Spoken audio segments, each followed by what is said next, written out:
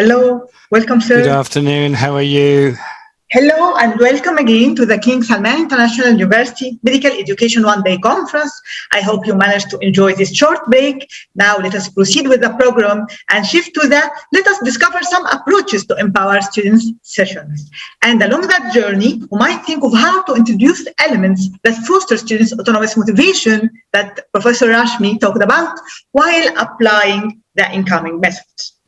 Meanwhile, allow me to introduce our great Professor Ali Sabur, the chairperson for session number 2, and thank him for his kind acceptance of our invitation to be with us today. Professor Sabur is a professor of vascular surgery, Faculty of Medicine at Ain Shams University, Cairo, Egypt. Recognized for his educational activities, Professor Sabur is a member of the Medical Sector Planning Committee at the Supreme Council of Universities since 2008. He is a member also of the Reform of Medical Education Committee for undergraduate and foundation years at the Supreme Council of Egyptian Universities, the RAM Committee. Professor Sabur acted as the director of the Extended Modular Program, the head of the Medical Education Council at the Faculty of Medicine at Ain Shams University, and was also the director of the Medical Education Development Unit at Ain Shams Medical School. He was a board member of the Medical Education Committee of the Armed Forces Medical School and is a board member of the Vascular Surgery Scientific Committee of the Egyptian Fellowship. And allow me also to introduce the session moderators, Assistant Professor Abab Rashid, Assistant Professor of Histology at the Faculty of Medicine, King Salman International University, Egypt, and Assistant Professor Muhammad Rami, Assistant Professor of Physiology at the Faculty of Medicine, King Salman International University, and also at the Mansoura University, Egypt. And the teaching assistant, Hagar Nabih, and our students task force, Noor, Mai, and Rawan. So Professor Sabur, the floor is yours now, sir. Thank you, Professor Fatma Khamisi, and thank you to Professor Hani Shawi for his kind invitation. It's time now to go for more depth of how to empower students using assessment, self-directed learning, developing an interactive learning environment, and supporting personalized learning. First, a point of order, the 30 minutes time includes questions and discussions. So for honored speakers, may I have your permission to gently remind you after 20 minutes, you will have then an extra 5 minutes. And for the respectable attendees, you can pose your questions and comments. And I'm asking Professor Fatma to manage the comments after the end of each talk. Our first talk is about assessment for learning. And I'm honored to introduce Professor Lambert Schubert. Professor Schubert is a strategic professor of medical education and chair Prideaux Discipline of Clinical Education, Flinders University, College of Medicine and Public Health, Adelaide, Australia. He's also a professor of medical education at Chang'an University, Taiwan, and at Uniform Services University for the Health Sciences, Bethesda, USA. Professor Schubert. Thank you very much, Professor Sabur. Please allow me to share my screen with you. I've prepared some slides. In this session, what I would like to do is to talk with you about a phenomenon called assessment for learning. And I want to talk about it because it's often confused with formative assessment, and I would argue they are entirely different things, but I will explain that. I hope to be speaking for roughly 15 to 20 minutes, after which I will ask you or invite you to ask questions or to post comments as you see fit.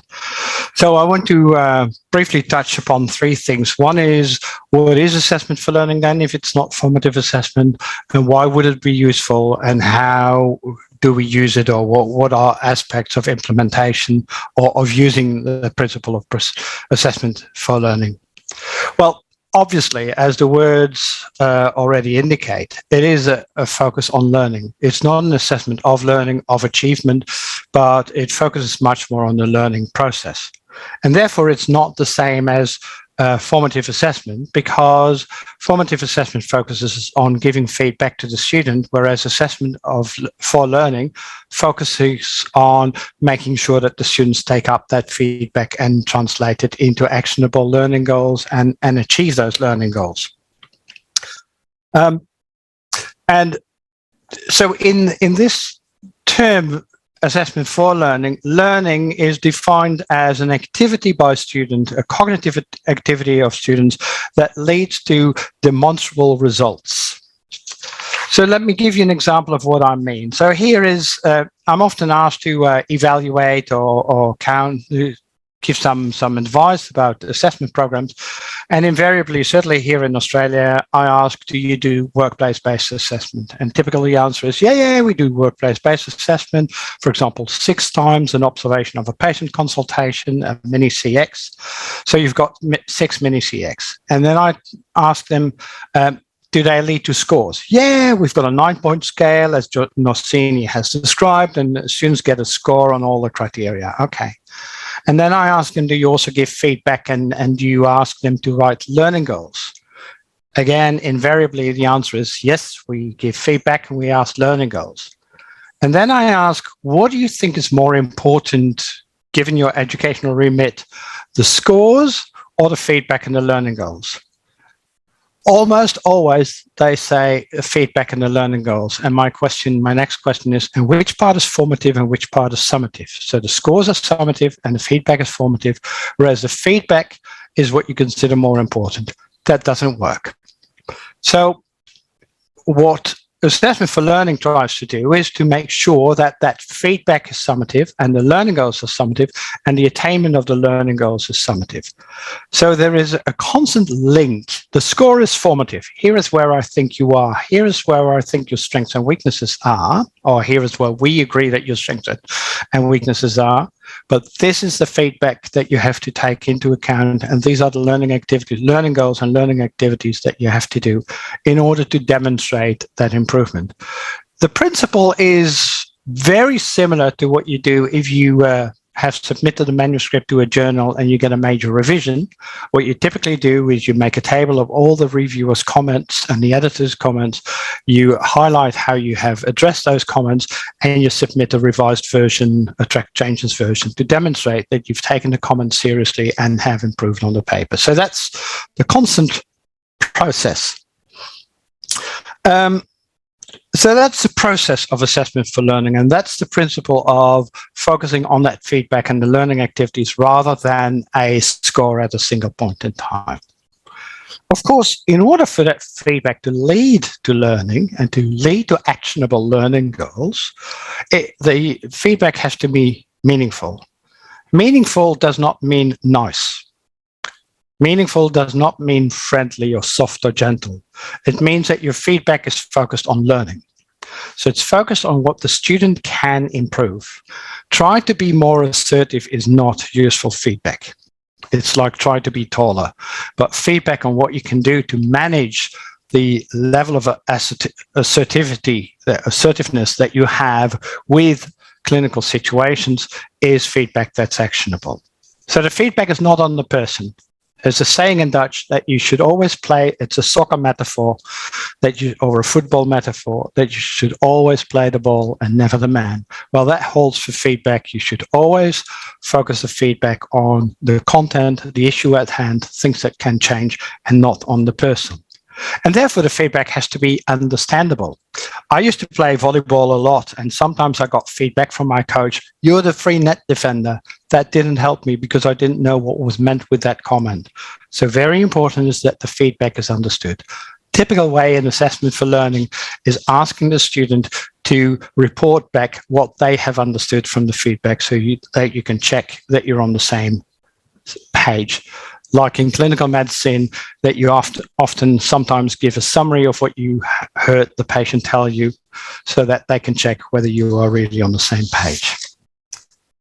That feedback, of course, has to have teeth. Like I said, it's not about being nice, and it is about learning, which means that the feedback is always focused at ensuring that the student can become the best doctor they can be. So the coach or somebody who gives you the feedback has your best interest at heart, but also has at heart that you work to the best of your abilities and achieve the best you can be. That is not normal in assessment of learning, because assessment of learning, if you look at how psychometrics work, for example, they are about telling people apart. Is John better than Jim? Whereas assessment for learning is focused on making John the best doctor he can be, Jim the best doctor he can be, and Karen the best doctor she can be. And learning is not always fun. Learning is not about fun. Education is not about fun. Disneyland is about fun. Learning is about engaging, motivating, and hard work. As I say, there is no lift or escalator to competence. You have to take the stairs. So assessment for learning is not a way of trying to substitute learning or make it easier. It is to steer the learning, support the learning, and make sure that the work remains engaging. Which means that eventually the student will have to have responsibility for their learning and have to take ownership. It gives a lot of freedom to the student to design their own learning goals and their own learning activities, but it also creates the accountability.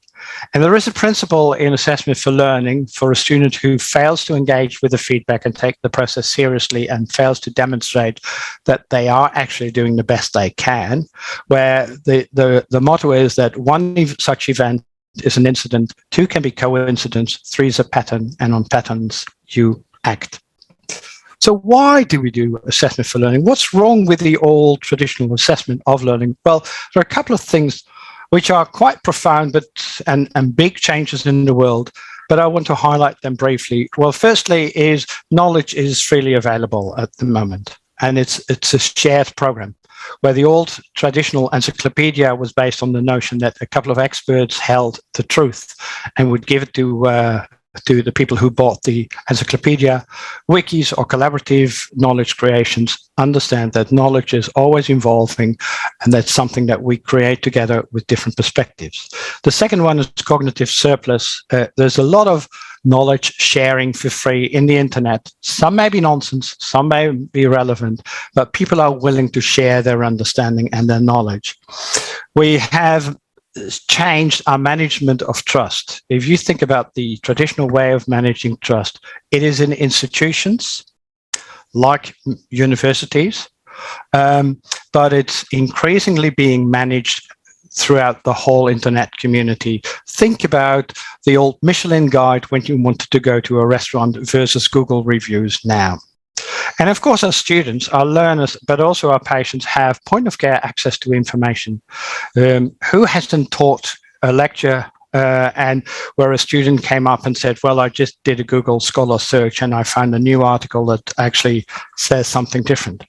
So there is a decrease of expertise asymmetry between the learner and the teacher, where in the past the teacher knew everything and the learner knew nothing. Now they are much more on a level playing field, which means that we have a different educational environment where 1 point assessment of what do you know, what can you reproduce and regurgitate is no longer the best way to assess.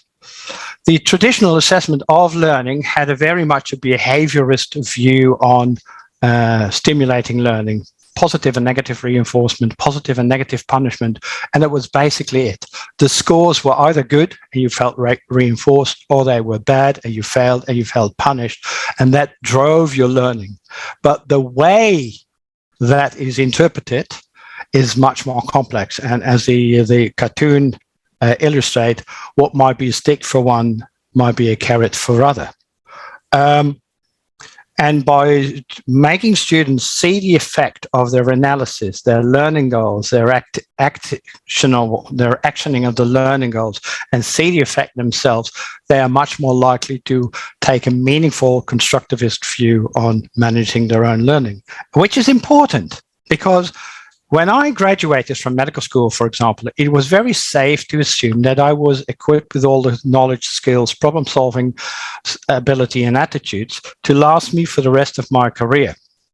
And therefore, a final examination made sense. But now we expect that the role of the doctors are going to change massively. I'm not only talking about artificial intelligence, but patients are much more assertive, are much more knowledgeable, are much more supported, and are expect to be much more of a equal partner.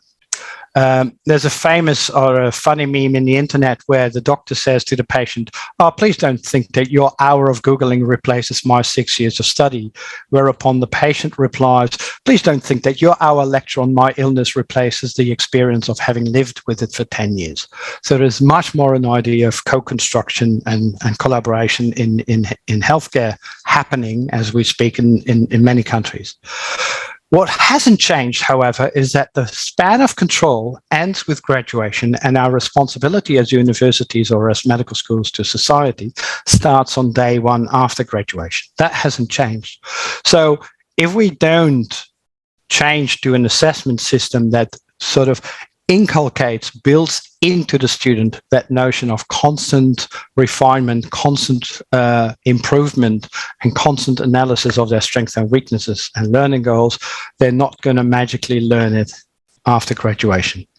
And then finally, there is the issue of efficiency. And this formula is just doesn't serve a purpose other than to impress you. It's basically Bayes' theorem, which says that the post-test probability is dependent largely on the pre-test probability. So if you're working with a group of students who are actually all capable of studying very hard and are generally motivated to become a doctor and generally hardworking, the likelihood of somebody who really wouldn't be able to cut it is very low. And to build a whole assessment system just to find that very rare bad apple is an inefficient way of resourcing. It's much better to focus that whole system on uplifting the quality of everybody rather than identifying the bad apple. So how do you do it? Well, it's a very simple process. It's a continual principle in which you collect data about how a student is doing, what their strengths and weaknesses are. You ask the students to self-analyze, to reflect. You analyze and reflect, for example, as a staff member, as a teacher, as a coach. You compare notes, you review, you come up with strengths and weaknesses, similar to the review process in journal submissions, and you come up with a plan for improvement, which the student then has to, enact and demonstrate on the next cycle that they have improved.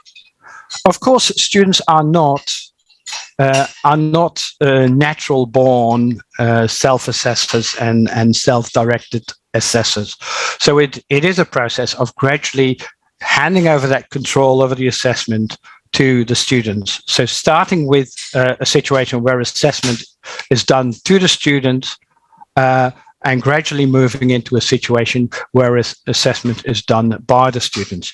And that's important because, as I said before, upon graduation, after graduation, the students will have to be able to do it independently and not under your control. So how do you do this? Well, first of all, the typical way is to work like a coach and with coaching.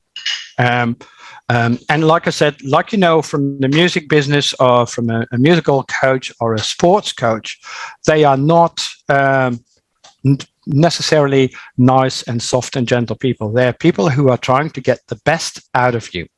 And that coach can help the students when they come in with the induction and socializing them into the notion of assessment for learning. And that notion is difficult because most students are used to a narrative which is very much selection oriented and punishment and competition oriented, and to get them into that narrative where it's about, we are going to help you to become the best doctor you can be, and we are going to use the assessment to help you become the best doctor you can be, is not an easy transition. Some students get it very quickly, some students don't get it very quickly. And a coach, therefore, has to be able to invest time, has to be able to establish a good contact, a partnership with a student, and therefore has to have the good communication skills to establish that partnership and that nurturing relationship. They have to know the curriculum very well. They have to know what's on offer. They also have to know what's on offer in the assessment. And it helps if they've got extensive context with people around the university so that they can connect the student with the learning community. And like I said already, they have to be willing to be very clear and very direct. that's basically what I wanted to tell you about about assessment for learning. I hope you found it helpful. Thank you.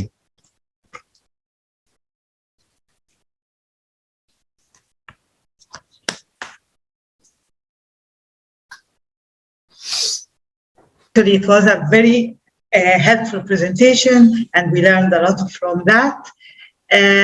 Dr. Wissam Al-Gindi have a question, so I'm going. Dr. Wissam, do you still want to ask? Yes. Okay, I'm going to unmute you, sir, or dear Prof. Okay.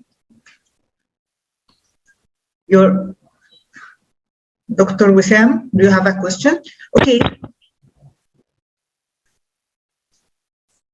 Professor Ali, you Yes. can unmute yourself, sir. Professor Sabur, you can unmute. The mic is yours, Okay. sir. Yes. I'm asking about how would this reflect on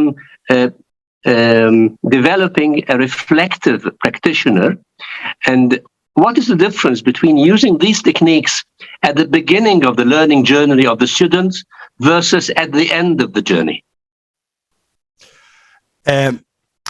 Reflection is a complex activity.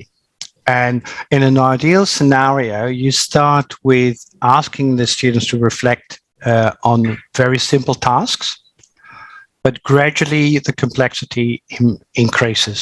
So reflection is always an important point. Reflection always leads to higher levels, or reflection or analysis or self-assessment. All these things always lead to higher levels of achievement, because you're able to identify your strengths and weaknesses, and you're able to remediate them. But it has to be learned, and in some countries, some cultures, students start learning this in high school, and they come in at university much more well prepared. But in other jurisdictions or other societies, that may be less of an issue, and you will have to teach them or have to guide them into becoming reflective practitioners.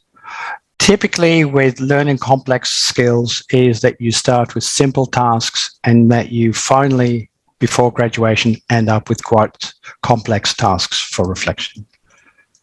Thank you, sir. Thank you, sir.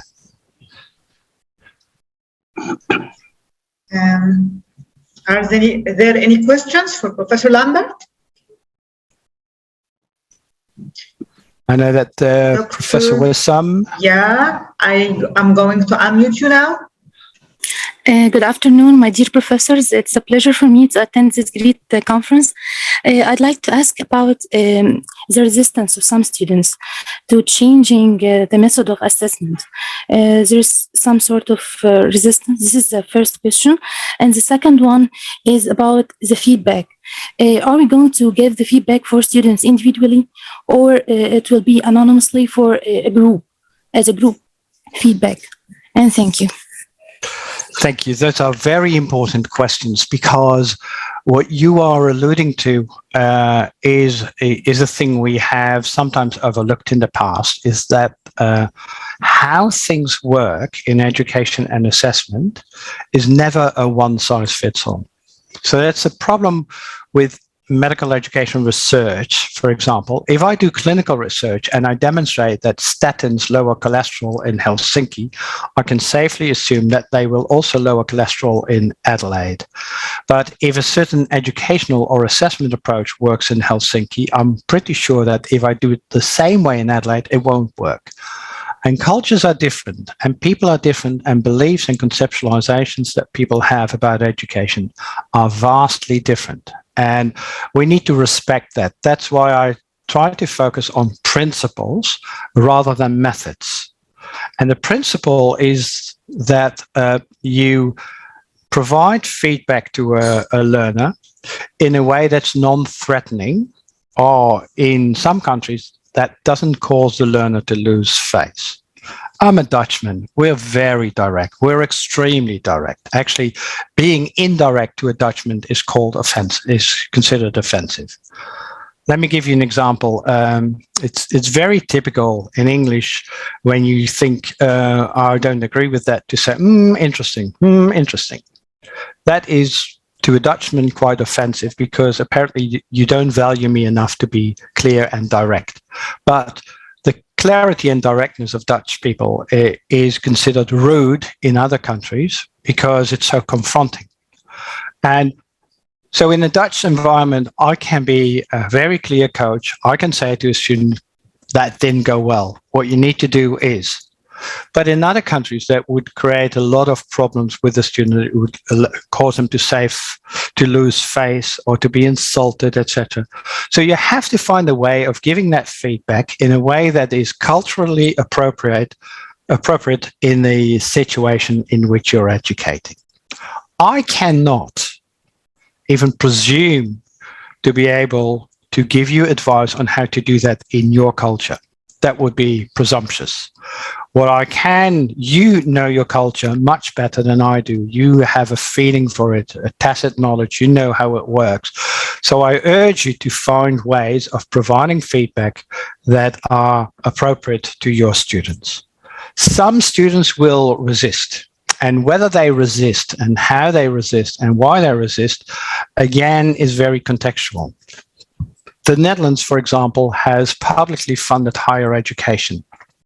Students pay some money, but it's nothing compared to what students pay here in Australia or what students pay in the US. So how receptive you are to feedback or how receptive you are to willing to try an assessment for learning and to trust your teachers may, for example, depend on the financing or on the way higher education is financed. But what we found in Maastricht and both here in Adelaide and in other situations, what we found is that coach has to be agile. They have to find the individual way of getting the student on board. And what works for student A doesn't work for student B. So being a coach is actually quite a difficult task. Does that address your questions a bit? Thank you, Professor Lambert. There is a question from Dr. Manal Darwish. Dr. Manal, I'm going to unmute you. The mic is yours, Doctor. Thank you, Dr. Lambert and chairpersons for such wonderful presentation. My question is about the challenge of large number of students in Egyptian university. How we are going to deal with such an issue regarding the new assessments. Thank you. Thank you. That's a very important question. And there are two answers I can give to that. And one is a very simple one. If you want quality, you have to invest. I mean, Rolls-Royce or Mercedes-Benz never asks how they are going to produce large numbers of high-quality cars. They just invest what it's needed to produce a large number of high-quality cars. So that would be the simple answer and say, well, the university has to invest in education. And if they are not willing to invest in quality of education or quality of assessment, well, then they're not investing in the quality of their future healthcare workforce. But that's an easy one. I've listed a couple of characteristics that are required of a coach, that they are willing to invest the time, that they're willing to commit to creating that partnership with their student, that they have the communication skills and the agile communication skills to create that partnership, that they know the curriculum, that they are well connected within the university so that they can seek advice and refer the student if necessary, and that they are able to communicate with the patient, with the student in a culturally appropriate way and give feedback that really works. So that's quite a demanding list of a person.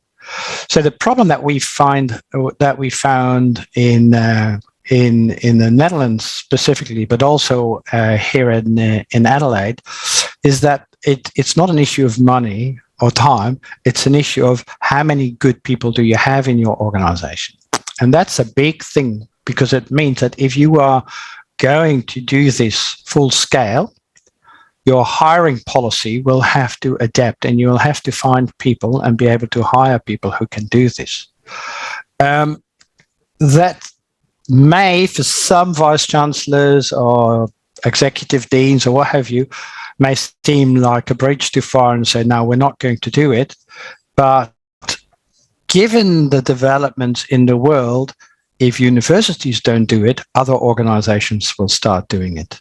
Already business is invading, or not invading, business is playing a major role. Non-higher ed organizations are playing a major role in taking over the higher ed market. So if you're not willing to invest in quality as a university, you're under threat at the moment. Because I've spoken with a couple of educational technology companies, big multinational companies, who are willing to invest in this type of quality. Okay, thank you. Sorry, that's perhaps not good news, but it's a reality that we certainly as universities have to take into account. Okay, I would like to thank Professor Schubert for this very, very nice talk. And I promise you I'm going to hear it more than one time. Thank you very much, Professor. Our second talk is titled How to Develop Self-Directed and Self-Regulated Learning. I'm honored to introduce Professor Rishon, and Director of Medical Education, Innovation and Scholarship, Faculty of Health, Social Science and Medicine, Edge Hill University, UK. He's also the co-leader of the Improving Professional Practice research team in the faculty. Professor Sanders. Okay, thank you very much for the introduction. Thank you very much for inviting me to talk at this conference. So I was asked to talk about how to develop self-directed and self-regulated learning. And for me, the terms are often used interchangeably, but trying to understand the difference is really important. If we look at the educational literature, what we tend to find is that self-directed learning is considered to be more philosophical. It's part of adult learning, which Malcolm Knowles described. And in this, the learner has the intrinsic motivation to meet their learning needs. And this is what Lambert and Rashmi have already alluded to earlier in the day in their talks about motivation and autonomous motivation. And a particular psychological theory that's often used is self-determination theory. But the psychologists have a psychological theory of learning, which they call self-regulated. Sorry, I've put self-directed there, so we all get confused. Self-regulated learning, a typo. And the self-regulated learning theory is predominantly psychological and was brought up by an author called Barry Zimmerman. And in this, a learner uses specific processes to perform a learning task. To be good at self-regulated learning, you need to be good at self-directed learning, but a good self-regulated learner does not need to be good at self-directed learning. So, for example, a self-directed learner will get really high marks taking an exam, but may actually only be motivated to take the exam because of having to take the examination. So if we look at performing a learning task, we need certain knowledge and techniques. We can call this the skill. We also need a will or motivation to perform a learning task. And an important aspect are actually motivational beliefs. The belief about whether I can achieve or not achieve it, and the reasons for success or for failure. And we'll talk about those further in a moment. But importantly, we need to be able to coordinate the skill and the will, the knowledge and techniques with our motivation throughout a learning task to achieve a successful learning task. And this is related to metacognition, it's a psychological construct, but increasingly there is evidence neurophysiologically, if you do functional brain scanning, that this resides in the prefrontal cortex of the brain. And this is where self-regulated learning appears to occur. So why did I get interested in self-regulated learning, and what is it? And the simplest is to consider a child building a tower out of bricks. Before they actually go about this process, they will have something in their mind which gives them a structure, a way of building the tower, such as putting one brick on top of the other. Now, as I watched my grandchild doing this tower, what I noticed particularly was that each brick wasn't in a nice tall tower, but they were slightly at different angles. And suddenly he realized that it was going to fall. So he was aware all the time whilst he was building this tower, whether he was going to be successful or not in achieving it. And he then made a change, an adaptation to the way he was doing it. He took some of the bricks away and started to build it. So these are the fundamental processes, psychological processes of self-regulated learning, where we plan, monitor, and adapt as we're going through the learning process. Now, there are several theories of self-regulated learning, but as I said, the most widely used is that by Barry Zimmerman, who is an educational psychologist from America. What he said is that when we're faced with doing any learning or any performance, we initially analyze the task. How difficult is it? So from that, we begin to select particular techniques and we begin to motivate ourselves to do this task. Whilst we're doing this task, we begin to use these particular plans. We also begin to motivate ourselves. And as the task is going on, it's either successful or not successful. So we're monitoring it all the time. And an important aspect for all learners is to be aware of whether they are actually likely to be successfully completing the task or not. And this is called calibration. And then they need to adapt. An important aspect of this are attributional beliefs, because we know that high performers have attributional beliefs which they attribute to themselves. So a high performer will make has beliefs that if I alter my motivation, if I alter my techniques, if I take greater awareness of my monitoring, that my improvement can be achieved. Whereas low performers believe that their low performance is related to factors which they can't control, such as luck, which is quite difficult to change. And identifying an individual's motivational beliefs is an important aspect of helping learners to develop. So what does all this mean now? Well, there are differences in the use of self-regulated learning processes between high performers and low performers across numerous domains, whether this is in medicine, music, playing the cello, learning maths, learning English, learning biology. It's consistent. One of the important aspects, and I think this alludes to what Lambert was saying earlier, it focuses very clearly on what a learner does and does not do. These are psychological processes. To tell somebody that they are not motivated to do something, such as in self-directed learning, is quite difficult to change. But if you can focus on the self-regulated learning processes, you can say what they are doing and what they are not doing. And we know from the research, again across numerous domains, that if we develop the self-regulated learning processes of individuals, we can improve their learning and their performance. So for me, the key to developing self-regulated learning is to perform some form of assessment first, which then informs intervention.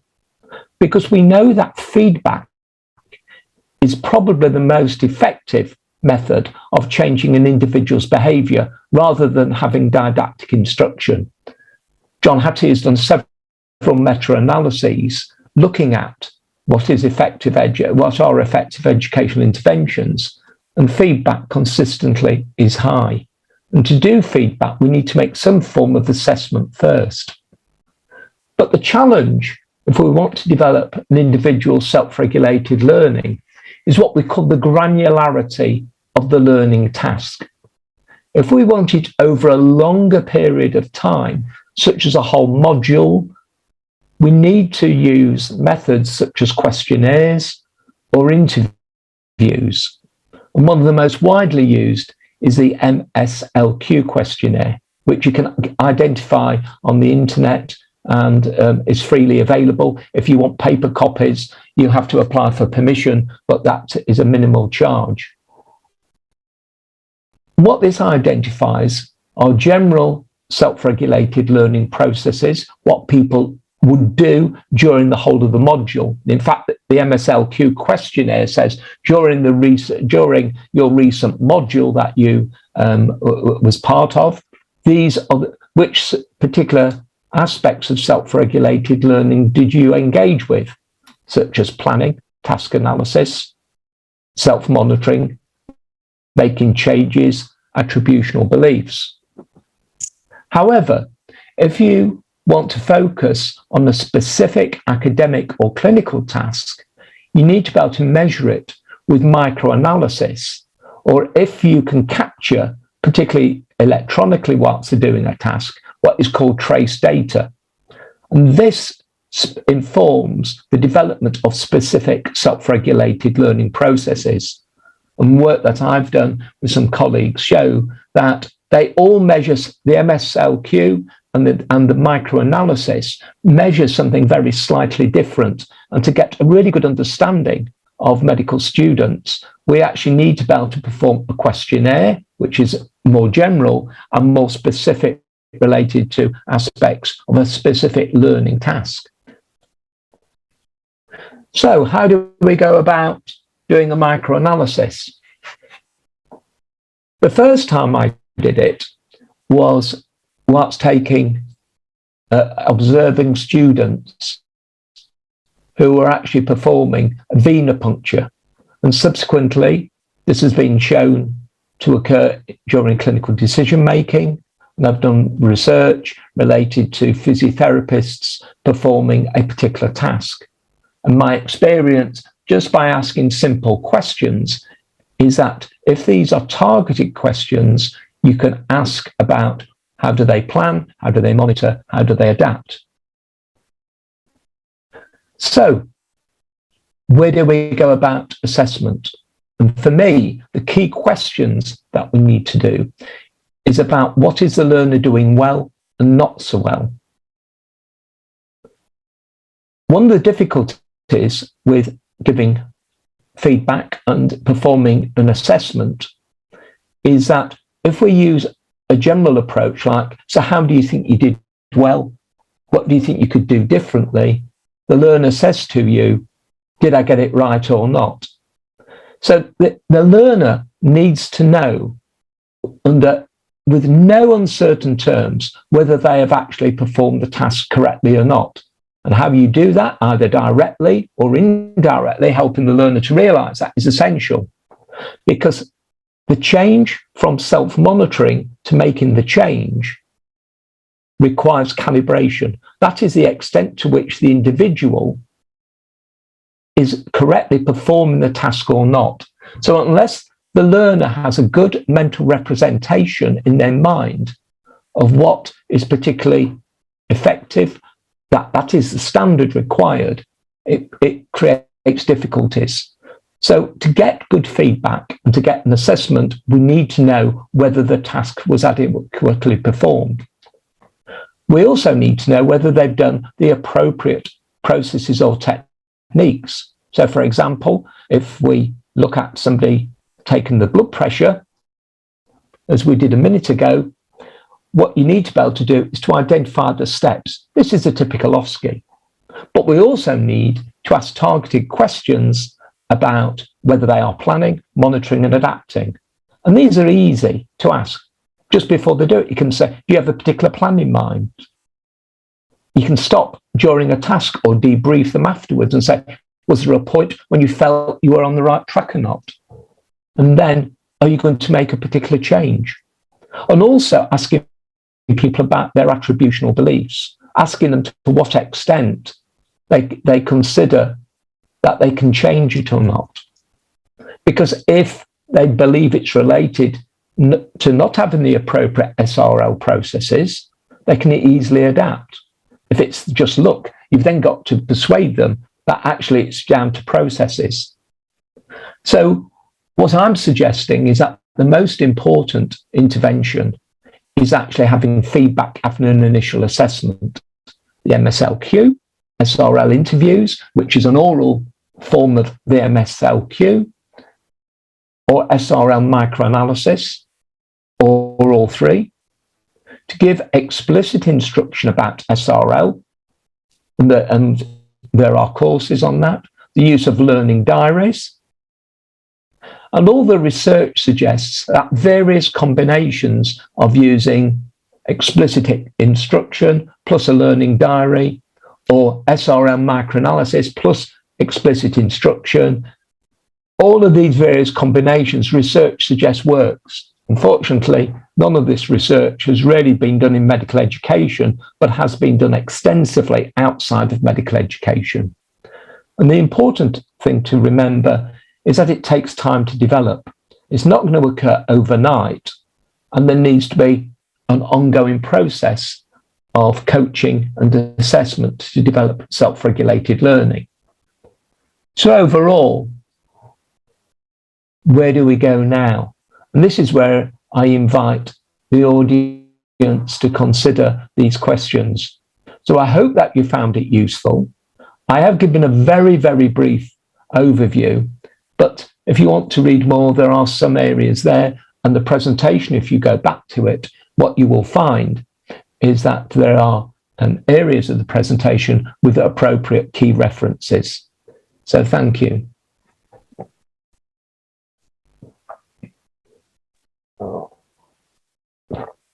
Thank you, Professor Sanders.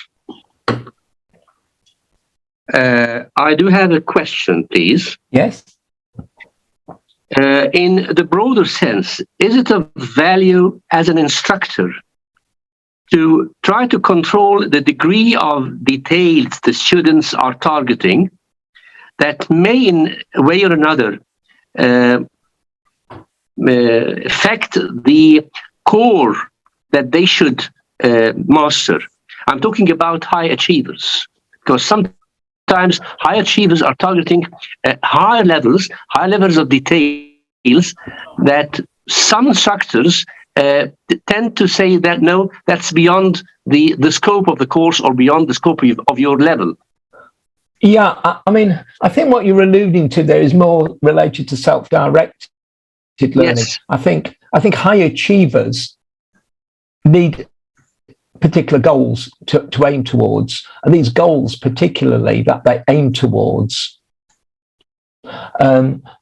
need to be achievable, but also need to stretch the individual.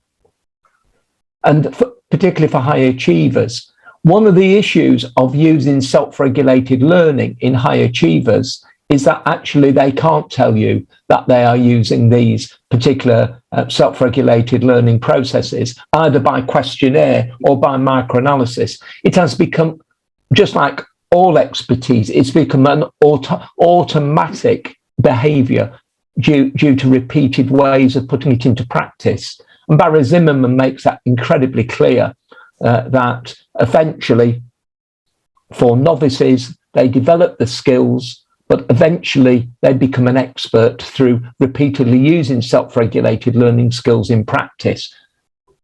So I hope that has answered your question. Yes. Thank you. Thank you, sir.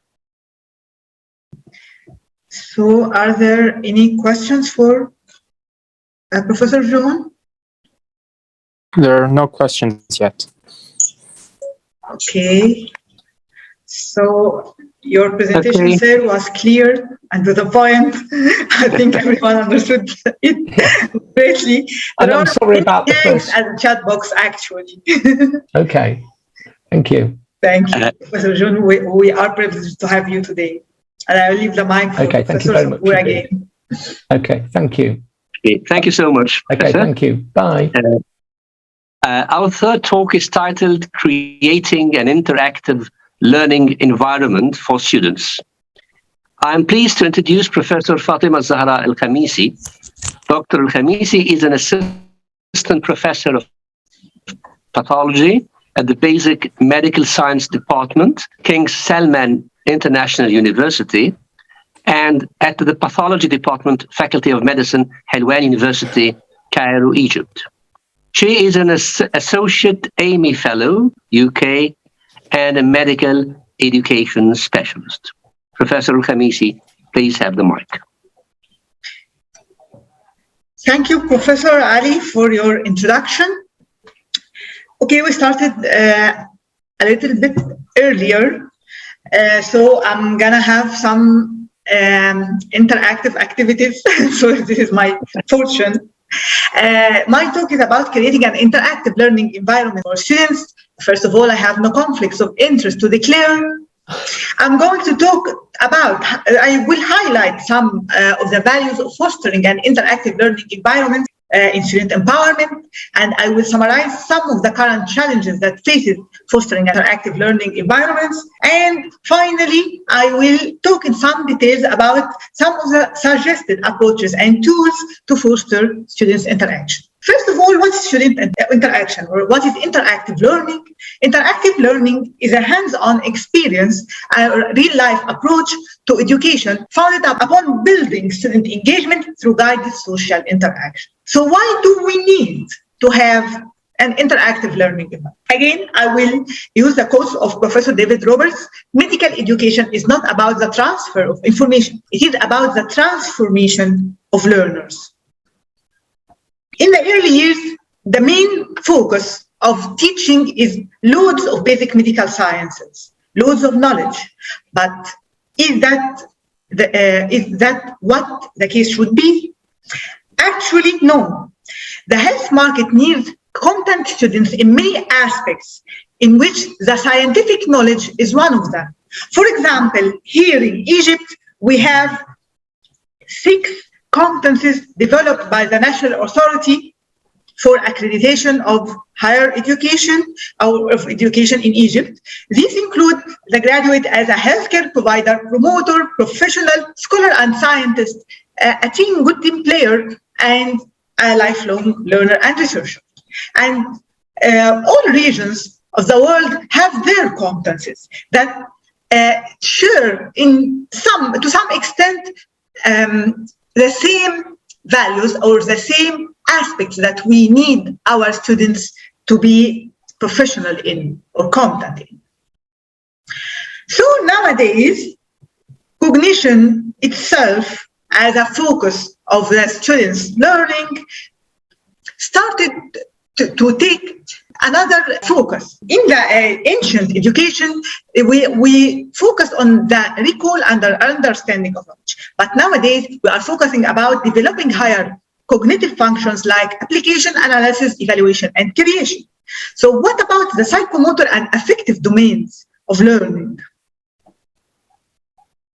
We need them. We need to develop them in students. And that's why we need to develop and foster an interactive learning environment. To develop the higher order thinking skills, it can foster it as proved by studies, and to extend the learning to the affective domain, to encourage the students for self-directed learning and promote characteristics of effective learning, actively engage students, motivating them, offering a non-monotonous learning experience, improving students' attention span and better retention of knowledge, and to reach a greater student satisfaction and improving class attendance, and finally, having higher academic performance.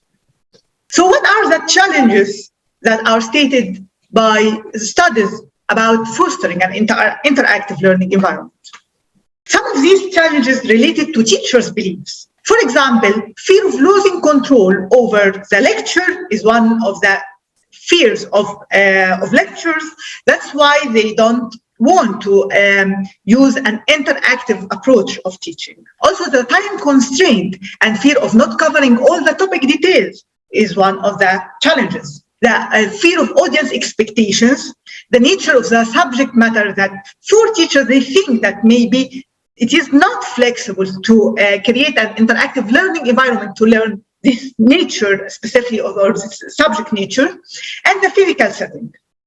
Moreover, in the developing countries, limited resources as having small number of teachers compared to the high number of students, of the enrolled students in the medical schools, is one of the challenges. Also, there is an opinion for some of the medical educators that basic sciences cannot be taught interactively, as they have more theoretical nature than the clinical sciences. And also, there is a belief that undergraduate students has limited knowledge in their early academic years. So they cannot interact well in an interactive learning environment, as they cannot use higher order thinking efficiently with their limited knowledge. This is one of the teachers' beliefs. Also, there are challenges related to the practical use of interactive learning technology to foster the interactive learning environment for some of the teachers. And finally, some students resist to interact. Some students believe that the teacher should explain every detail of the topic. Although they have higher academic performance, they may have lower satisfaction with the interactive learning environment. However, we are in need to foster the interactive learning environments in teaching due to the causes I mentioned earlier. So how can we do that? Luckily, the interactive teaching can be done using large groups, small groups, pairs, or even individuals. But first, we need to know our resources to foster an interactive learning environment. I'm going to mention some tools and experience some of them. There are simple tools that foster interactivity in the sessions, like brainstorming activities, group discussions, debates, reflections, or real-life stories, or converting the session into tutorial session, question-answer sessions, confusion techniques, summaries, video clipping discussions. And there are some approaches that are used instead of the traditional didactic lecture, like problem-based learning, flipped classroom, TBL, the team-based learning, and so on. What I'm going to talk about today is the game-based learning as one of the approaches that can be used to foster a motivating, fun, interactive learning environment. What's meant by game-based learning is an approach in which we use some characters of games inside our teaching. For example, we add scores, we add limited time factor, we add thrilling music, we do insert some element of competition for students. That is game-based learning. And besides the already mentioned advantages of using interactive learning environment, I want to emphasize that game-based learning can be used also in formative assessment to encourage students to be eager to do multiple assessments over the semester or over the year with love and passion. One of the tools I'm gonna talk about today is the Kahoot platform. Kahoot is a digital platform that allows the teachers to create competitive quizzes upon. Kahoot has many elements of the games, like having a countdown, like here, this is a time counting down, like having a colorful learning environment, like having a thrilling music, and like having scores. We actually used Kahoot at King Salman International University. And for example, here we used a challenge, a synchronous challenge between all students in the same setting in a form of blended learning. Inside the lecture, I sent that students a link for the challenge. They try to answer the quiz, and then a leadership board was extracted from the platform, and the leaders were honored. So these are real photos from King Salman International University, and I think students appear to be very attentive and engaged in the Kahoot quizzes. This is a leaderboard or a small celebration done by the Kahoot platform automatically for the best 5 students. And also we added incentives, by the way, and we give students certificates for works. The Kahoot platform is free, except if you need it for a higher number of students than the limit set for the free plans. And it also offers individual training without that form of competition, in which the student just try the quiz again and again on his own time and with his own space without entering a synchronous challenge.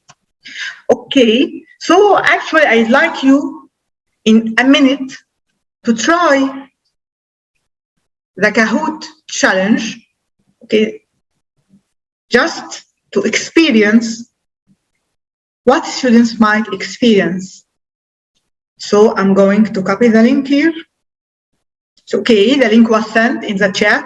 You can just try answering anything just to experience that platform. And we will come back in a minute. Okay, I hope you had a great experience with the Kahoot link, and I'm leaving it for you to try on your own time. The second tool that is also game-based is the crossword puzzle. In this tool, we turn the knowledge into clues and we ask students to fill in the crossword.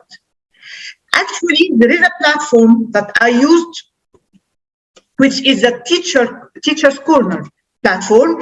It is free of subscription and it creates automatically the puzzle. You just enter the clues and the words for these clues, and the platform creates automatically the puzzle.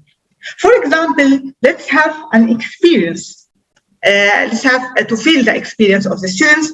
For example, here is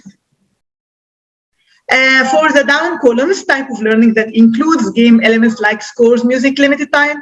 So we're gonna write game-based.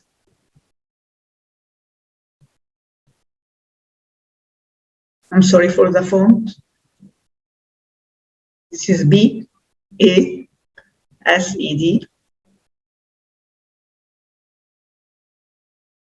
For number 2, type of learning that addresses the distinct learning needs, interests, and aspirations. So here is 2. So this is personalized, right? Professor Trudy will talk more about personalized learning. And so on.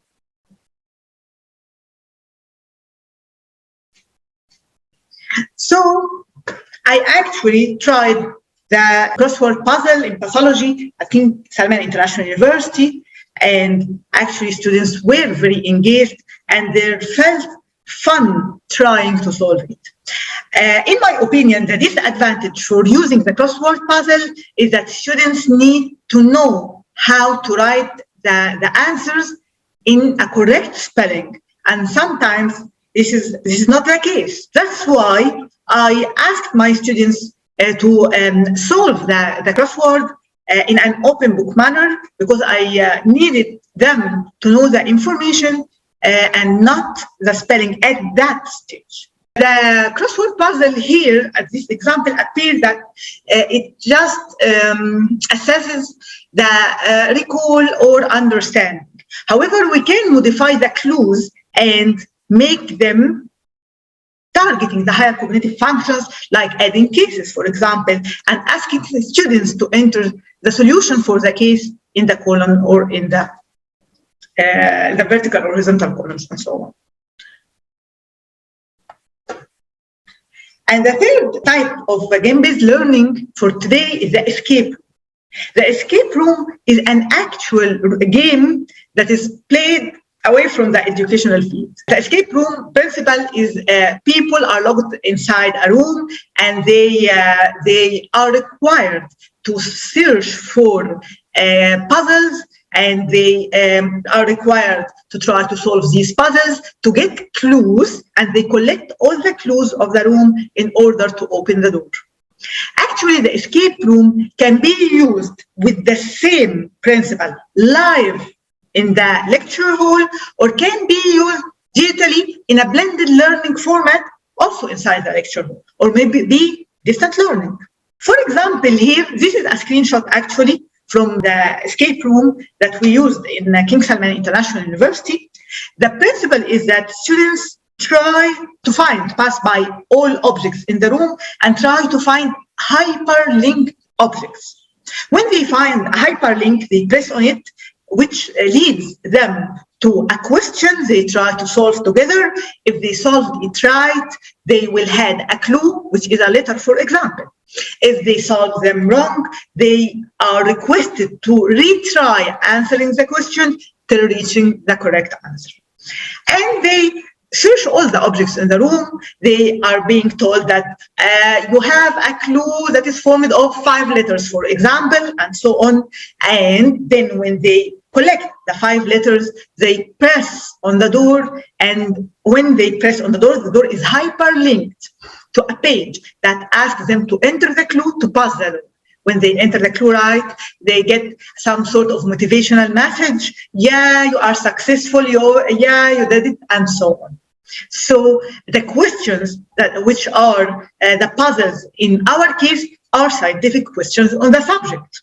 So the escape room is a sort of game-based learning, and I will insert the link in the chat box for you to try later on.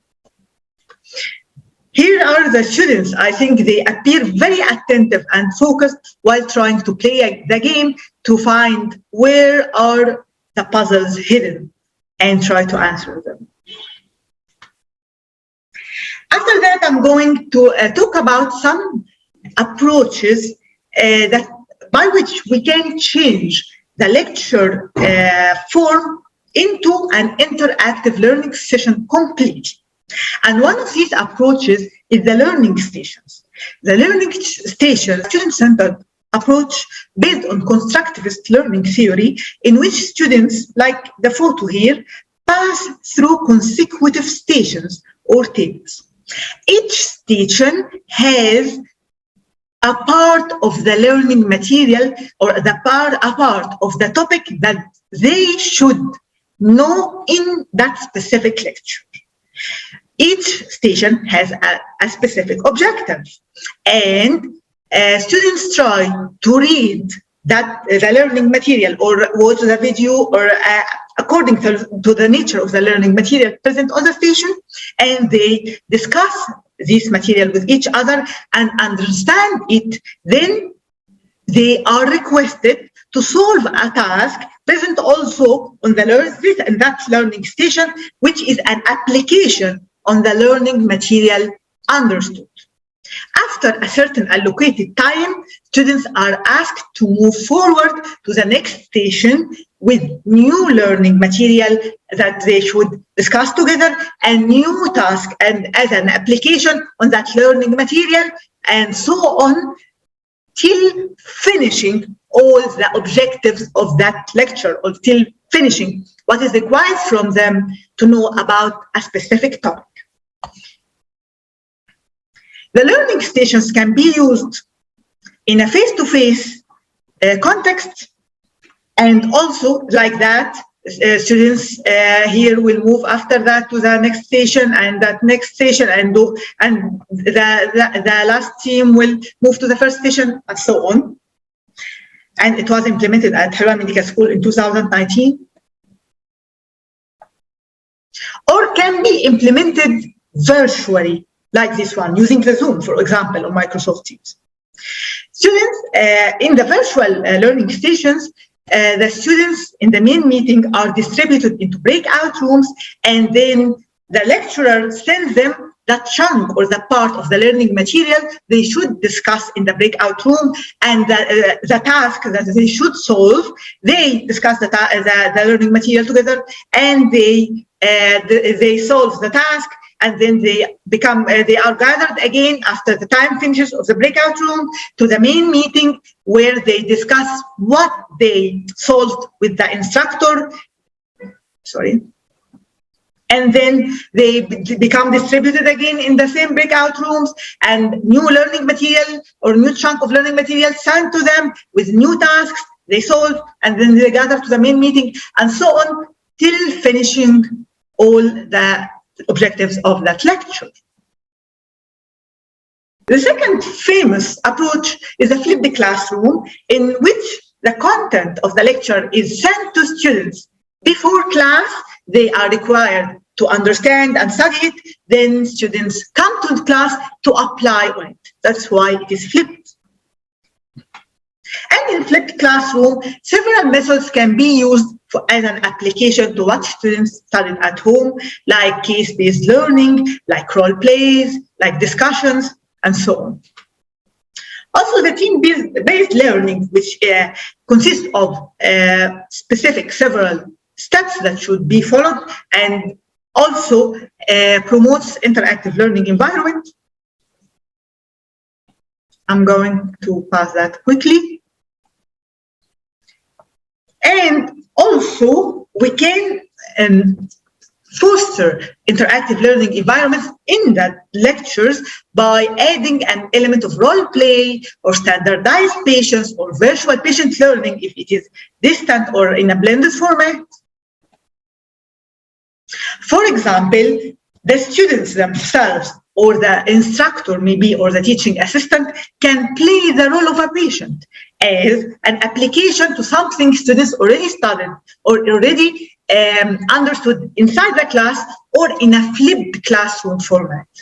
The patient or the acting like patient can go into a conversation with a doctor, and the doctor can ask him for investigations, and then the investigations are presented on the data show or on the laptops, and a discussion can be done with students. Also, there is a project-based learning approach. Project-based learning is an inquiry-based approach, also based on constructivist learning theory, in which students construct a new product from the prior knowledge and the newer activities they do. And actually, I have a specific type of project-based learning that I would like to display for today's presentation, which is the MEMS project-based learning. We tried that approach and we got very good students' responses. That's why we are displaying it today. Actually, we asked our students to turn all the scientific material of the pathology, which is a basic science, basically, into memes. What are memes? Memes are images or videos that is funny and humorous and has widespread nature on social media. Students of these nowadays generations are very famous on creating memes from the social circumstances and the challenges they face.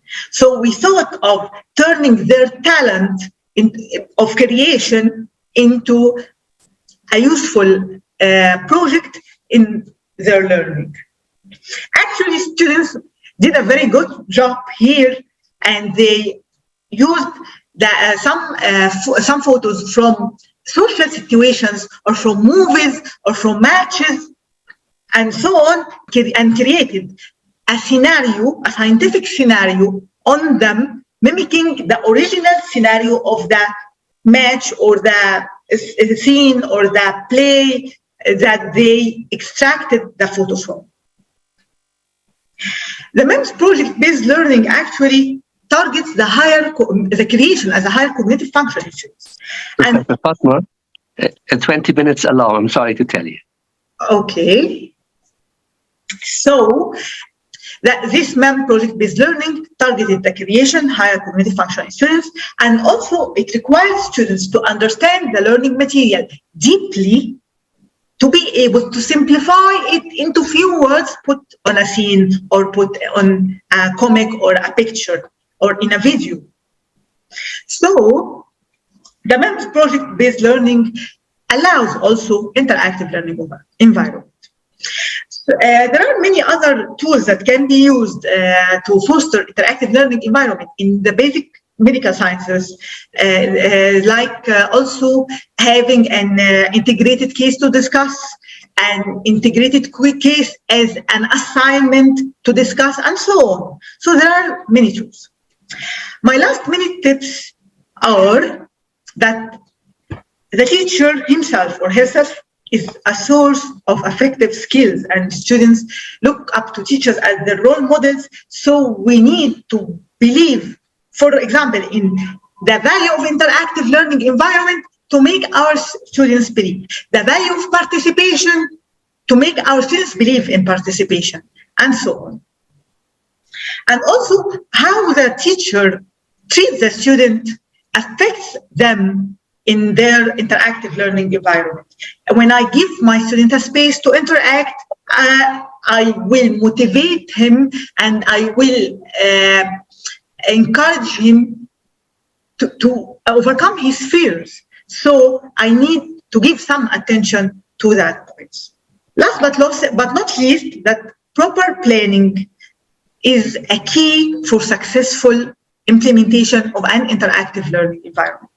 We don't just decide to create that way of interactive teaching and just we start applying it on a large number of students. We at first do a pilot study or something like that, and we get feedback from the students in that pilot study before generalizing the experience on larger number of students. And actually, from my experience, these tools can be used on large number of students. So in summary, enriching learning by interactive activities boosts students' satisfaction with their learning and enhances developing their competencies as they interact in their learning and do social activities, and that will lead to many positive outcomes starting from the early years of medical school. These are some of the references used, and thank you. Professor Fatma, I really want to thank you for this very inspiring talk. It's very clear by all the encouraging comments written by your colleagues. I would like to ask you how to manage introvert students. Introvert students, as you know, are not comfortable at all in any in a classical interactive learning environment. And introvert students, Yani, do exist in every community. How do you manage these students to engage them in the activities? Actually, I will start gradually from my experience. For example, in using Kahoot, I will not just force them to engage in that challenges, because the synchronous challenges, the names appear in the leadership board and every score of every student appears. But I can encourage them to start with the individual asynchronous Kahoot. After some time, they will get the courage to enter the synchronous Kahoot. For example, also by including them in teams, in collaborative learning, I think they may feel safe because they are in a group. Sometimes they feel that I'm not that apparent now because I'm in a group, but actually they're having their share. During implementing the interactive tools in my lectures, I actually go take around between students and ask them, why are not sharing now?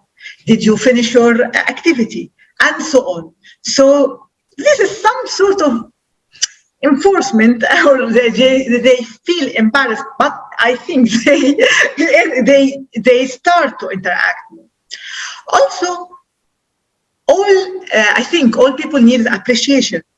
when you offer incentives like certificates of honors, when you even ask other students to clap their hands for the student who writes a good who answers a good question or something like that, they feel appreciated. They want to feel appreciated, so they become motivated to interact. And I don't need to make all interactive activities. I don't need to ask students in every interactive activity to come to, hey, stand, make me hear your voice. Some activities need writing. Some activities, and the writing is somewhat safe for those introverted students.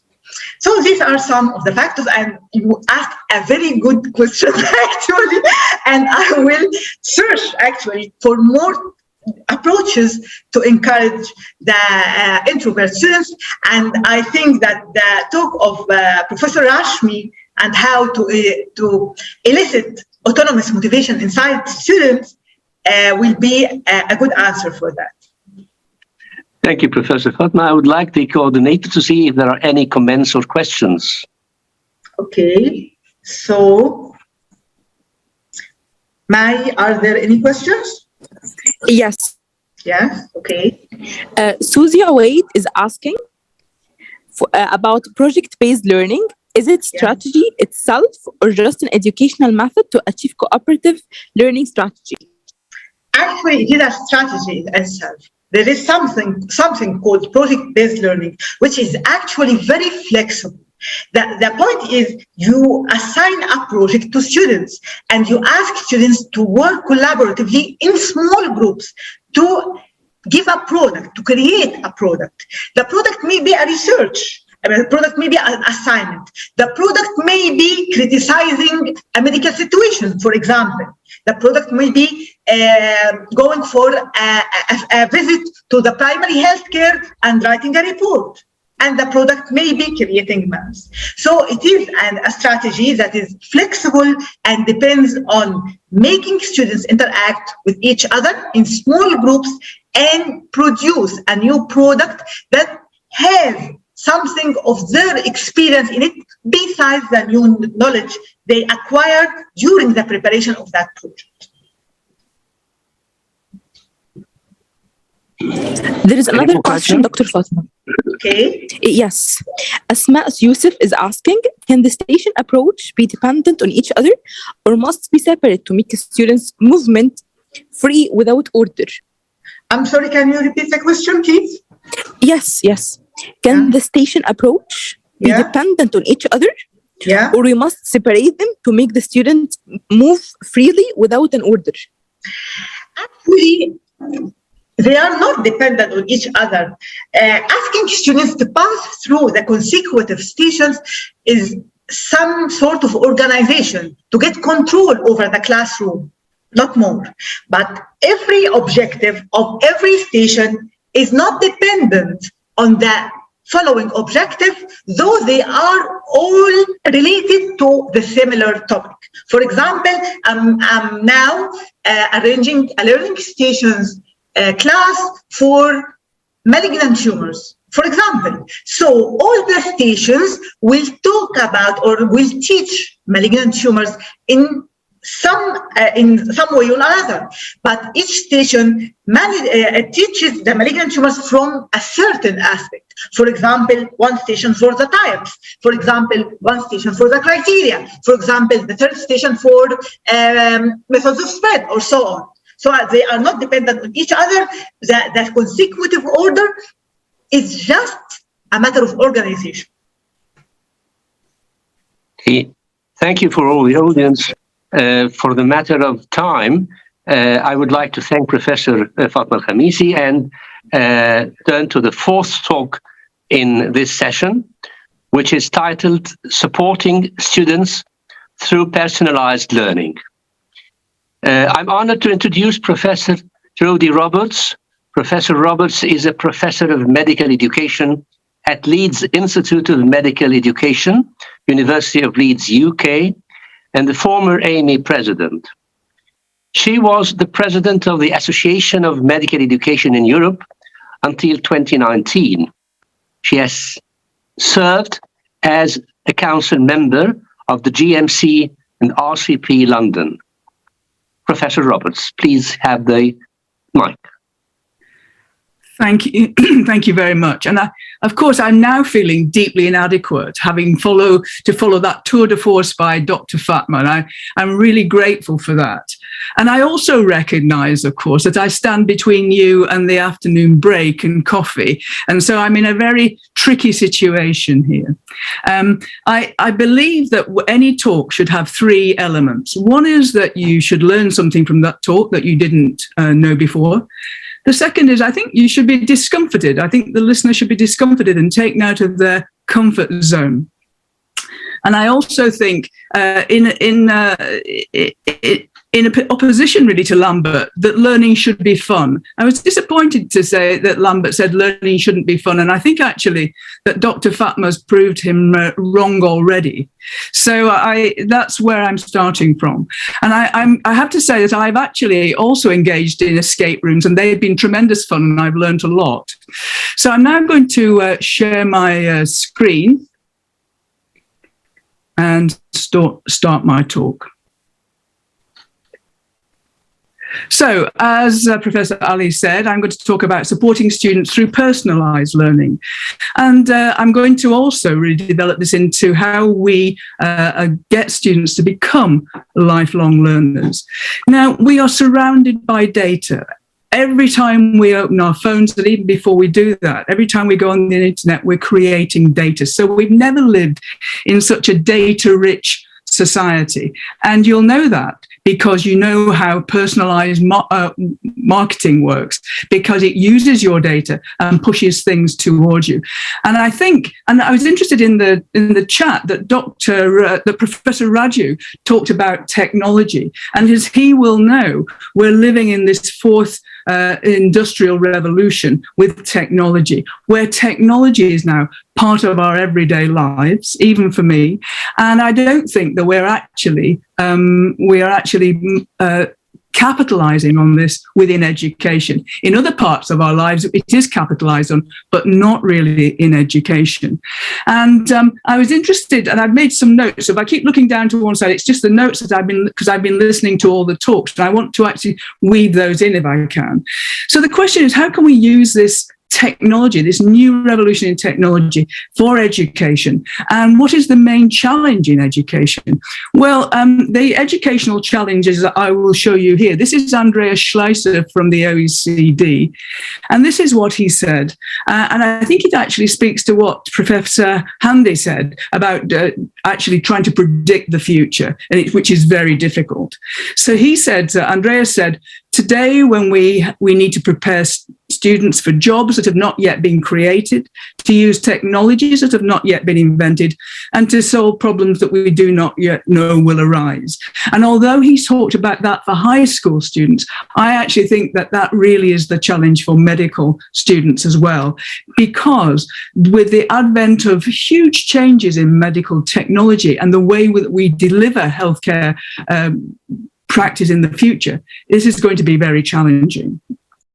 So I think we can still make some predictions about the future. And if I ask here, what are the traits and skills that new graduates will need? These are some of the things that I have come up with when looking at this. So critical thinkers, problem solvers, they'll need resilience and creativity. They'll need to be entrepreneurs, because we know the cost of healthcare delivery is going up and up and up. But one of the major things, of course, is being lifelong learners. And I'm going to talk a little bit about this. So to put the background in this, and again, I think this was alluded to by Professor Hamdi, is that the increase in knowledge. So look at this graph here. This is the Buckminster Fuller's knowledge of doubling times.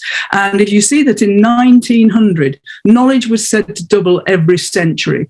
Whereas, and this is the latest figures I could get, IBM predicted that in 2020, knowledge doubled every 11 to 12 hours. And if we look in medicine, the time to doubling medical knowledge is decreasing. And again, IBM predicted that it would occur every 73 days. And so if I was giving this talk in 2040, then between starting the talk and finishing the talk, it's likely that knowledge would have doubled. So one of the things about future is that people need to understand that knowledge is changing, and so that the knowledge that you learned as a medical student actually may not be relevant for the future. Now, one of the really important things about this is here that Alvin Tofflin said that the illiterate of the 21st century won't be those people who can't read and write, but those people who can't learn and then unlearn and then relearn. And I find this concept of unlearning really quite interesting. And I don't know, for those of you who were at the Amy conference last year where Dylan Williams spoke, he talked about people not being able to unlearn. And I think this is an area that will be really ripe for research. So how do we then develop lifelong learners? And so what I'm going to show you is a little bit about what we've been doing in Leeds, and it's called the MyPal project. And I'll come back to that in more detail shortly. So we need to support students become self-regulated learners, and that's to take charge of their own learning. And of course, John Sanders very eloquently has gone through self-regulated learning and self-directed learning. So fortunately for me, I don't have to go into that in detail. So this is what we want students to do. We want them to identify their areas of strength and weakness. We want them to set learning goals and to actually enact those learning goals, but also to develop ways of achieving those goals. It's all very well to develop a learning goal, but you need to understand how you're going to do that. They also need to become ready to deal with complex future problems. And as we've said, we can't predict what those will be, and constantly seek ways to improve their practice as doctors so that they will become, in time, excellent doctors, of course. Now, John has set out this very extremely well in his talk, and that's great. But I want to concentrate on this area here, which is using the results from previous performance to guide the next one. And again, I'm grateful to Lambert for actually talking about this. But this brings me to our next problem. And actually, I was interested in the chat that what I'm going to show you now that Professor Nagler agreed with too. And this is where I actually disagree with Lambert. Now, it's interesting, isn't it? We don't usually disagree at conferences, do we? At medical education conferences, I think we become rather anodyne.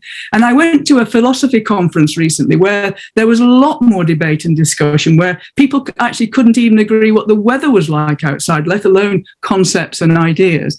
And actually, I found that quite energizing. So we'll see whether people agree with this or not. So this is the students' view. They want more and more feedback. Give me feedback. How can I get better? Give me feedback. Am I going to pass? What am I doing right? What am I doing wrong? So they're like little chicks wanting food. Give me more, give me more. And of course, they're right, because actually having feedback and guided reflection allows them to get better. But this is faculty. Faculty actually feel under huge amounts of pressure. And although I appreciate what Lambert said about if you want excellence, then you have to invest in it. But actually, even at Leeds, we are a medium-sized medical school. We have 350 students in a year. And there are some medical schools in the UK that have over 500 students in a year. So getting tutors, coaches, mentors for each of those students is a huge issue. Not only do we have to find the numbers, but we have to train the students to receive feedback and what to do with it. But we also need to train mentors in how to give feedback. So actually, I do think there is an issue here. And we can talk about Rolls-Royces and building Rolls-Royces and the Shadies. But actually, Rolls-Royce builds about 5,500 cars a year. So, of course, they can build excellent cars.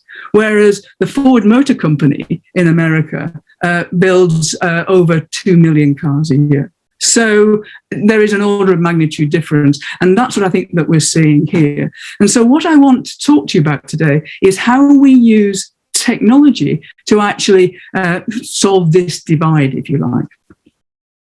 So I'm going to use the theory of the quantified self. And this is really quite an interesting theory that a concept that I hadn't really known about until we started this project.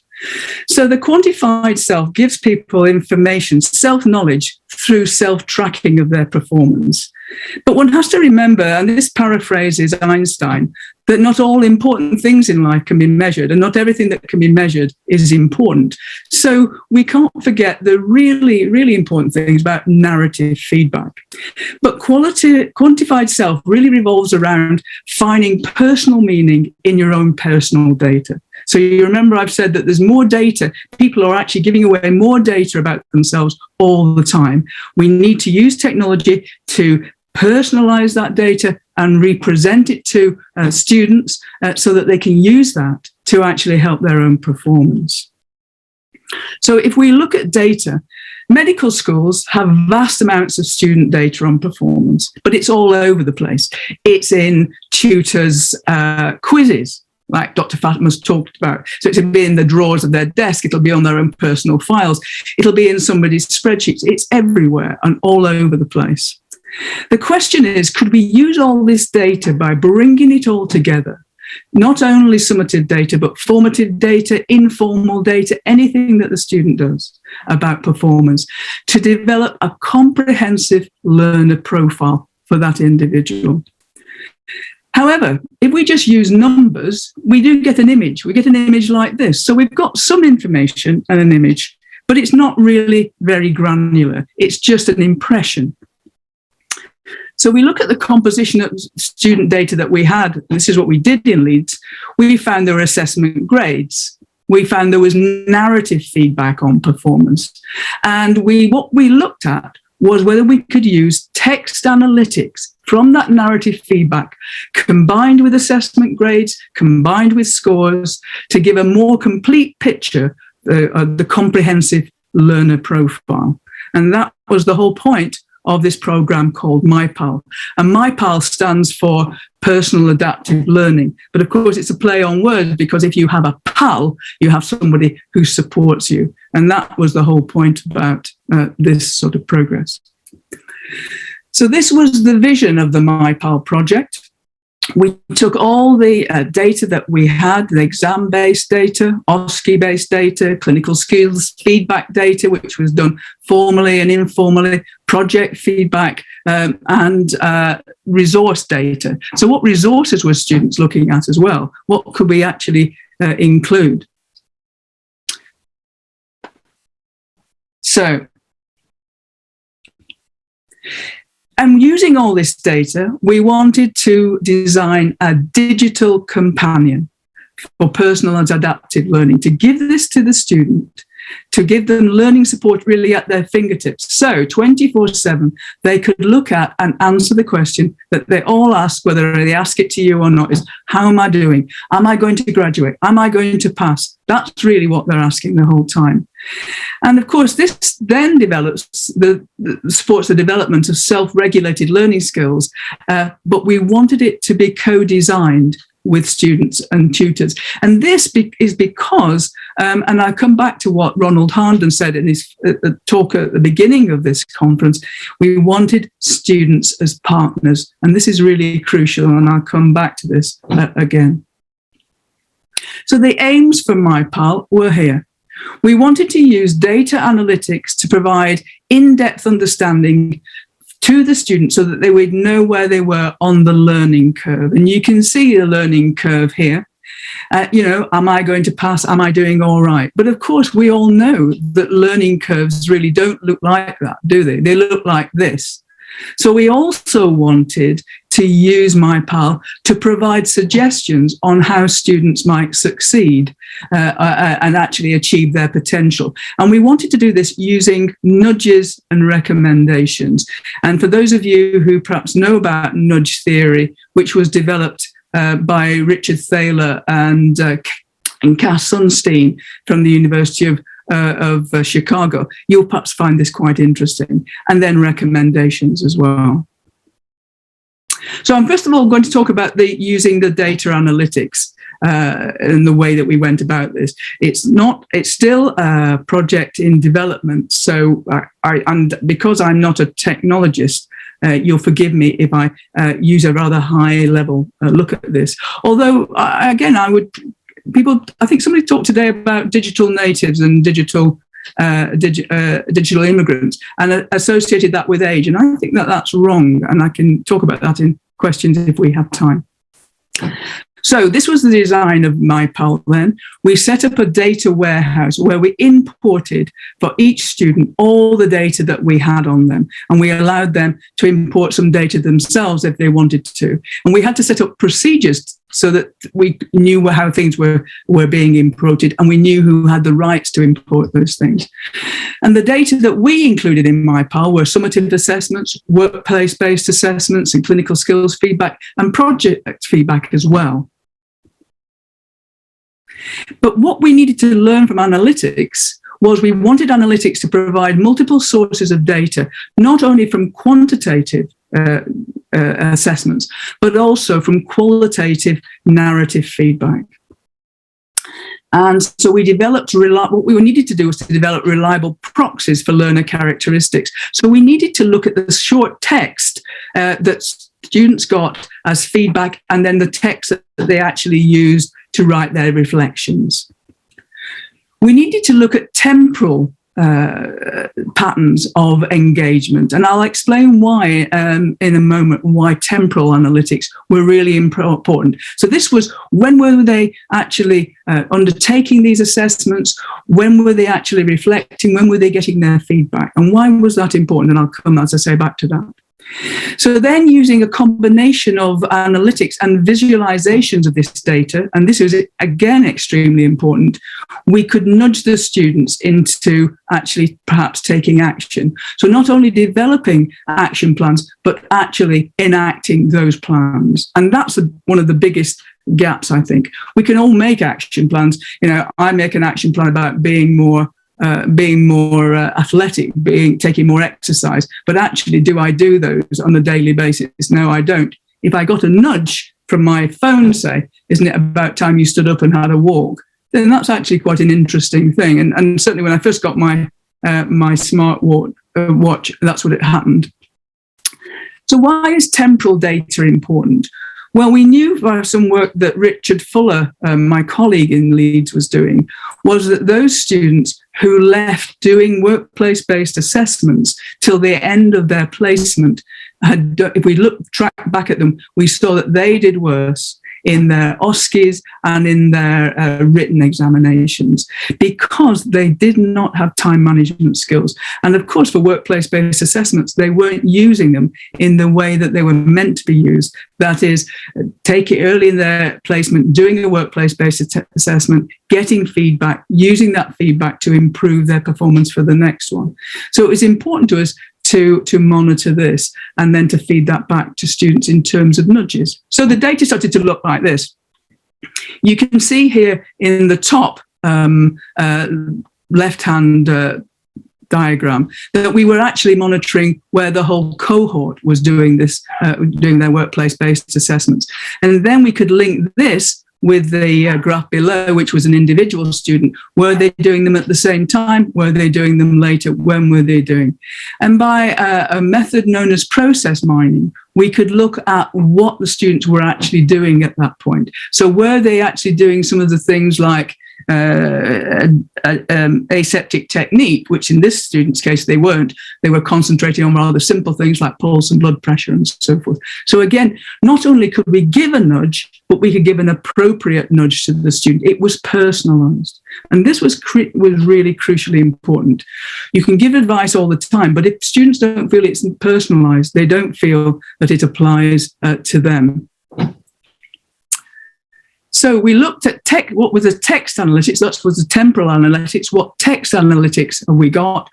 We actually, excuse me, looked at the feedback students were getting and the comment length, because we know that the more that there was a longer comment from feedback, then they would often get a longer reflection from the student. So we looked at the comments and the length and we counted the words. And we also looked at the similarity of the word sequences, both in the feedback and then the reflection and then the action plan. And these are called n-grams. And we can actually look at that. And we know that if a student writes a longer piece of reflection and uses the same words that they use that they've got in the feedback, that they're more likely to develop a good action plan, and that action plan is more likely to be enacted. So we looked at the similarity and the comments. We also had to develop a vocabulary base because there were some obviously domain-specific words such as things like auscultation, palpation, which were not in the normal scheme of things. And we also wanted to develop a tone or sentiment. So was it you didn't do very well at this, or you did this excellently? Obviously, those two things are very different in terms of feedback. And then we wanted to analyse the reflection of the students to look at the autonomy of their vocabulary. Were there definite statements that said, I will go on to enact this now, I will go on to do this now, taking this feedback, I will go and practice my abdominal examination, for example. So those sorts of things. Now, 20 minutes, Professor. Thank you very much. Coming back to students as partners, it's really, really important that we look at the tipping point between where support becomes interpreted as surveillance. If students felt like they were being surveilled all the time, then they're not likely to be involved. So you can see the message on this phone to us, what the student is reading: Big Brother is watching you, we're watching you and monitoring you, as opposed to this is to support you. So it's really, really important, as Ronald said, that students need to be seen as partners. So consequently, we wanted to have co-production with students. And I haven't got time to go into all the co-production. It's really, really important. But one of the areas of co-production was data presentation. Not only what data did students want, but how did they want it presented to them? Because we've all had data presented to us like this, which is a complete turn-off, and we don't look at it and we can't interpret it. So the co-design activities, 5 student workshops, we had tutor workshops, and I don't have time to talk about the tutoring workshops. You can see the number of tutors that were involved, and you can see the visualizations that people were actually involved in. So students were not only involved right from the very beginning to look at what we should collect, but how it should be presented to them. So the aims from my part, we talked about the data analytics. I'm just briefly going to talk about nudges and recommendations. This is what the opening page would look like. And if you look at this in detail, it's a bit difficult to see, but you can see the tips there and then the ideas. And the tips there were, now it's time to complete a blood pressure analysis, DOPS. Ask the practice nurse because you're going to a practice. The tip here, why not complete a drug profile? So again, these are small nudges to get those students who are perhaps a bit reticent and didn't have good time management to do things.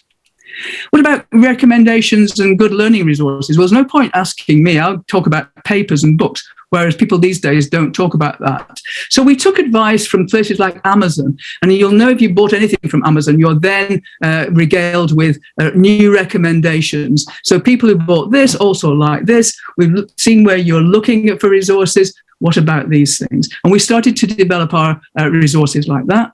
But also, we wanted peer recommendations, because if you go to somewhere and you're looking for a restaurant, you're looking for colleagues who can tell you how good it is. And so things like TripAdvisor. So we could we have our own, if you like, Leeds TripAdvisor, where Leeds students could recommend to other students, these were good websites, these were good webinars, these were good YouTube videos, and get customer reviews on those sorts of things. So we were actually using personalized marketing techniques to actually give these sorts of things. So in summary then, educators should use personalized data to support students actually achieve their potential and also to become lifelong learners. Data analytics, I believe, are an important tool to achieve this, because we can't do this all by humans alone, but they are actually not a substitute for human mentoring and coaching, but they're an additional resource.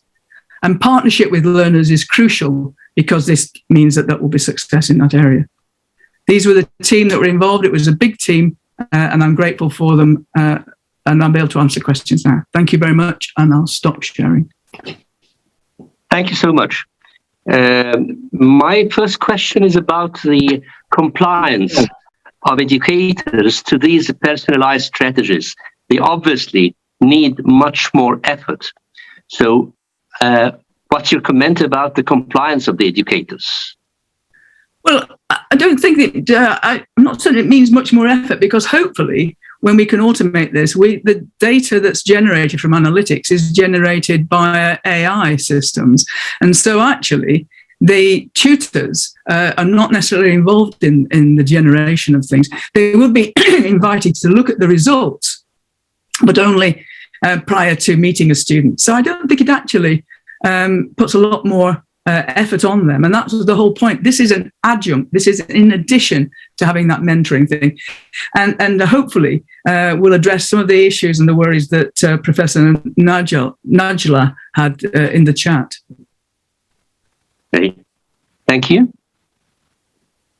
Any other questions or comments from the audience? Rawan, are there any questions in the chat box? No, Doc, no questions. Well, Thanks in the chat box. I have an inquiry. While it was the first time for me to realize the interface of unlearn between learning and relearning. My question is about regarding medical education. When is the next coming reform, and how soon would it come, and how would it look like? If this applies to medical education. Oh, more than anything, I think it applies to medical education. I think that, at one stage, when I first came into medical education in 1995, a long time ago, people would talk about a curriculum having a lifespan of about 10 years. I think that that's no longer valid now. Actually, I don't think a curriculum does have a lifespan. I think it's evolving all the time.